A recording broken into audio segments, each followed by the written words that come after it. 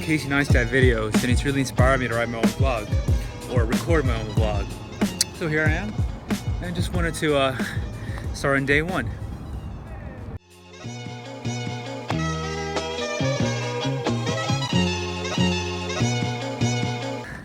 It's been about 6 months since I started my own company, right? And you've seen some of the videos that I had on that. At the same time, really is traveling and going around doing all sorts of things. And just got back from Iceland and really put into perspective, how awesome it was being in another country.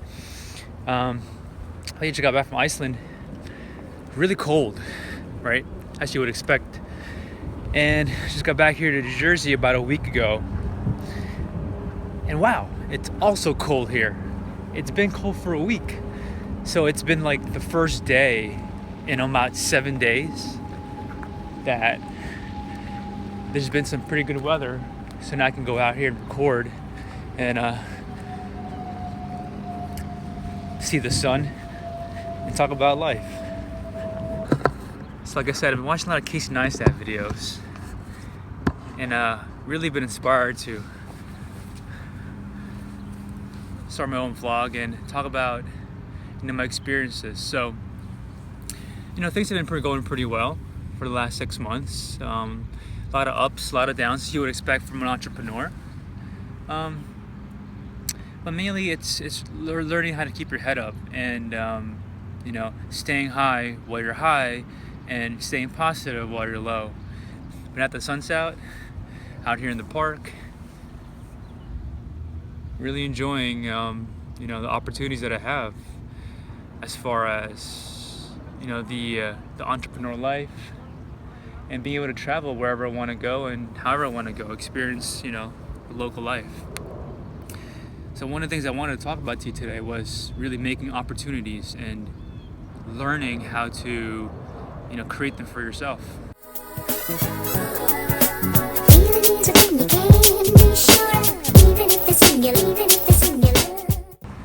Now, being an entrepreneur,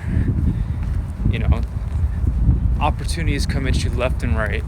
In some cases, you don't even know that it's right in front of your face. I think that's the beauty about being an entrepreneur. You're open to these things because there's nothing in your day-to-day that clouds you or prevents you from seeing them. Although it's a blessing, it's also kind of a curse. You're not prepared to see these opportunities. You're not going to be able to take grasp and do something with it. But that's kind of the beauty about creating your own opportunities. Things don't necessarily fall in your lap, and in some cases they do, and good for you. But you have to go out there and create these opportunities. You got to go make them.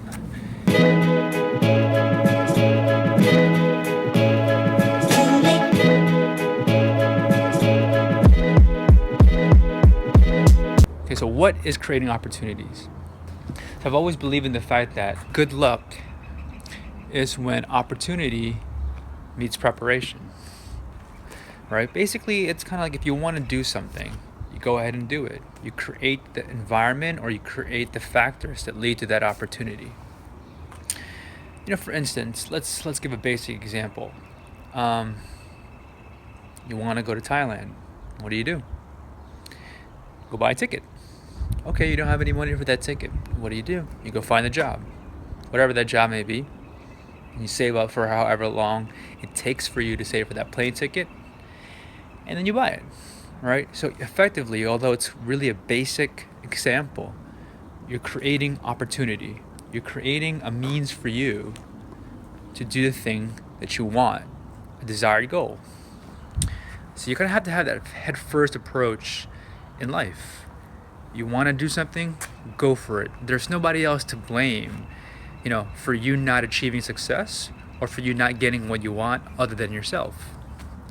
You have the means and the opportunity to create these opportunities, right? So one of the things that I truly love and has ultimately become a passion of mine is travel.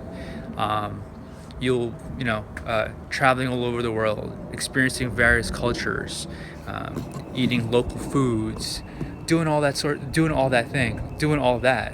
And you know, effectively, because I wanted to do that, I created the opportunity for myself by first quitting my day job and setting myself up to allow for this kind of lifestyle.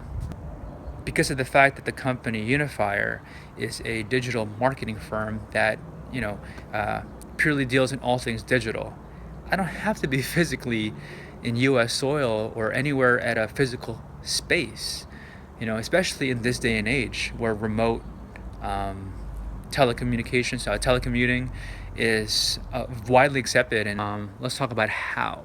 How do we create these opportunities?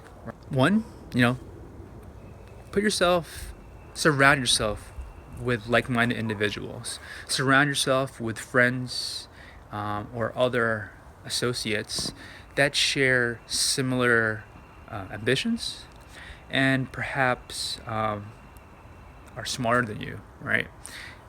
You should always be learning each step of the way in your career or whatever it is you're looking forward to. And number two, you learn from their experiences. You learn from their mistakes. It's always, I always say to people, right? Life's about making mistakes as long as you learn from them.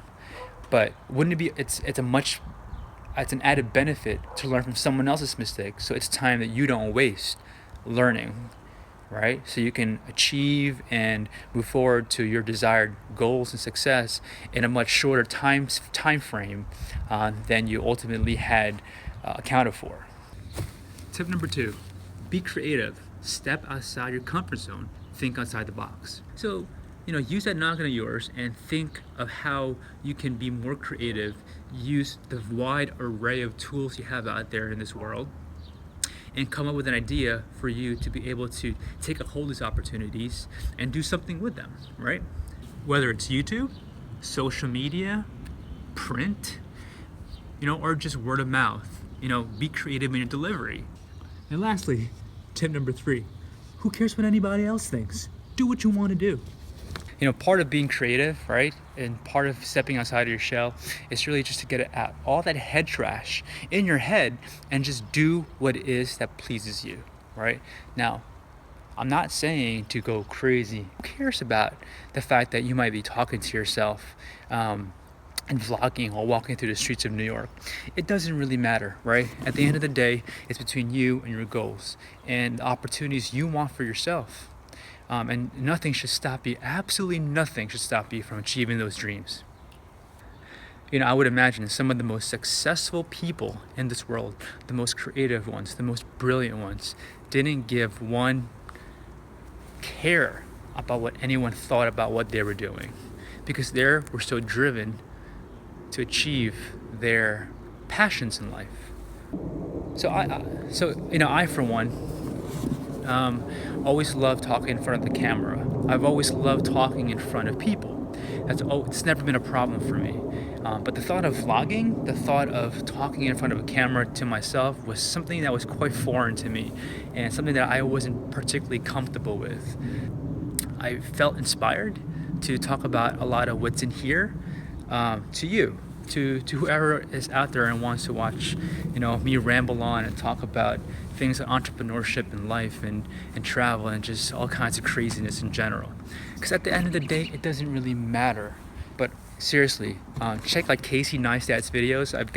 If you haven't heard of him already, check out his videos. He's got over 2 million subscribers and really an inspiring guy, very creative. Pretty much hits home on all the points that I was talking about. And you'll see some influences in this video to the ones that he puts out there. Really enjoy it. Yeah, definitely check him out.